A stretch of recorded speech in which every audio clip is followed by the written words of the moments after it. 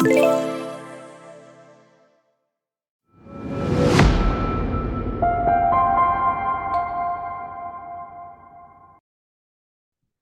bertanya, kenapa orang Islam itu terbelakang? Tapi selain orang Islam maju, ya Jepang, Amerika, Jerman maju. Jadi Rashid Ridho itu berpikir, ya tulis itu dalam kitabnya Al-Manar itu. Oh, terus banyak orang kasih kasih komentar, kasih jawaban. Ya, nah dalam pada itu ada Syakib Arsalan itu. Dia nulis dalam satu surat kabar tentang sebab-sebab mundurnya umat Islam. Yang apabila itu bisa diatasi, maka umat Islam akan bisa melampaui peradaban bangsa-bangsa yang lain. Umat-umat yang lain. Dia mengatakan umat Islam ini akan bisa maju dengan sebab-sebab yang diraih oleh umat Islam ketika zaman keemasan. Dengan sebab-sebab yang diraih, yang ya dengan sebab-sebab yang dilakukan oleh Rasul Shallallahu Alaihi Wasallam dan para sahabatnya. Apa saja itu? Ya, penyebab kemundurannya.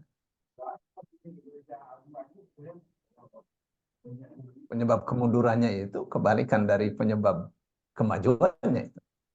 Ya, pertama penyebab mundurnya orang Islam itu tidak dapat mengejar ya peradaban yang diperoleh oleh Barat, oleh Jepang, oleh Cina itu tidak dapat mengejar. Sekarang sih sudah maju ya, tapi kejar-kejaran, misalnya umat Islam ke 10 gitu, mereka sudah 100 tuh. Ya, kejar-kejaran.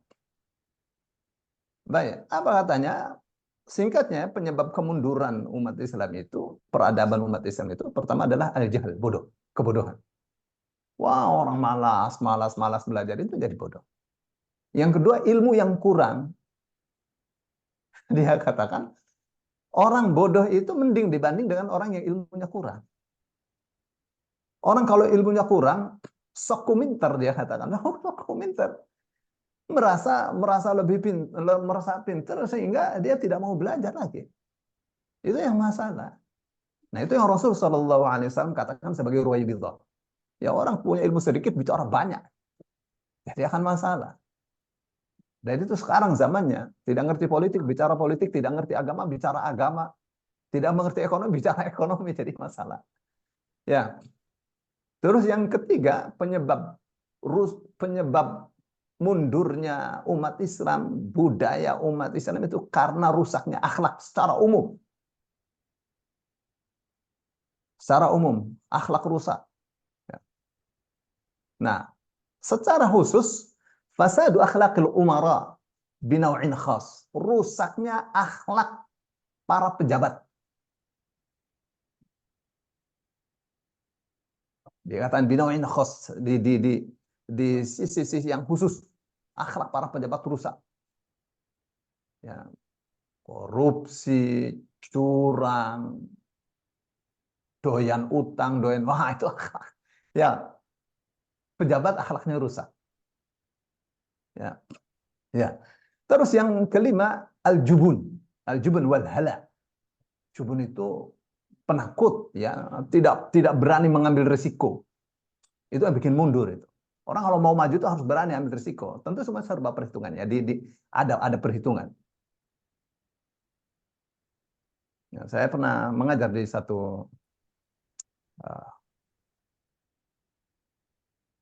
satu departemen ya.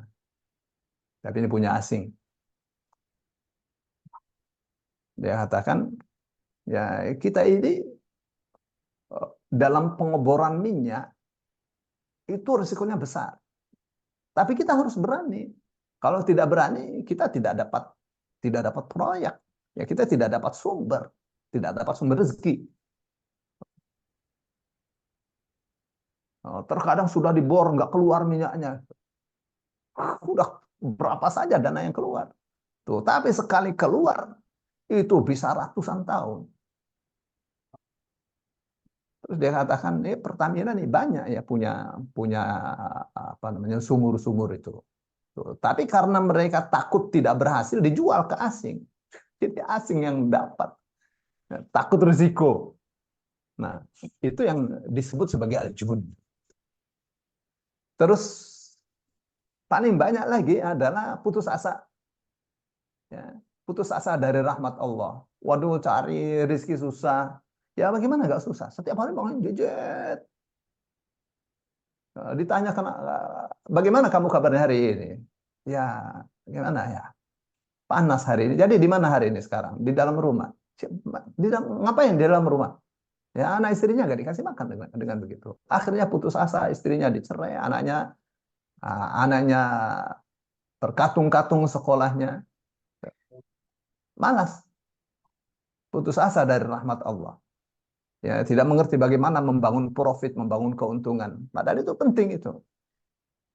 Membangun profit, membangun keuntungan itu satu hal yang penting diketahui loh. Itu mestinya itu ilmu dasar ya bagi kepala rumah tangga supaya dia bisa eksis. Ya, supaya dia bisa bisa survive, bisa bertahan. Terus uh, jumud ya. Jumud itu uh, tidak mau melakukan pembaruan. Ya sudah cukup penemuan dari orang ya itu yang jumud. Jumud tidak mau berijtihad. Tuh, padahal satu bangsa ya kalau mau maju atau seseorang kalau mau maju itu harus ada namanya ijtihad. Ijtihad itu gerakan pemikiran ya. Terus jihad itu gerakan kekuatan ekonomi, kekuatan jiwa. Satunya adalah mujahadah. Mujahadah itu pembersihan diri. Tiga hal ini mesti ada itu. Tetapi kalau jumud itu yang bikin umat Islam itu terbelakang. Nggak bisa ngejar peradaban bangsa yang lain. Ya. Terus tidak percaya diri. Nah, Syakib Arsalan itu dia tutup ya dalam bukunya itu limada taqaddamal limada ta'akhkharal muslimuna wa taqaddama ghairuhum. Kenapa orang-orang Islam itu terbelakang tapi selain mereka itu maju? Nah, sebab yang terakhir itu adalah fasadu al-hukam wal ulama. Ya, rusaknya pemerintah dan ulama. Pemerintah rusak, ulama rusak.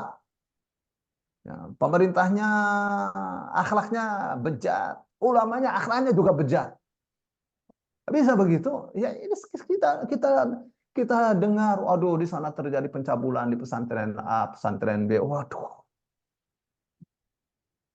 waduh itu seorang ustadz, terkenal tapi joget-joget saya ini gimana gitu? Rusak, rusak. Tertangkap basah, ya. Nah, baik. Bapak Ibu yang dimuliakan Allah, itu adalah ilustrasi tentang bagaimana peradaban itu dibangun zaman Rasul Shallallahu Alaihi Wasallam dan bagaimana umat Islam itu mengalami kemunduran. Nah, kemunduran ini akan bisa dicapai kemajuannya seperti bagaimana Rasul dan para sahabatnya membangun peradaban.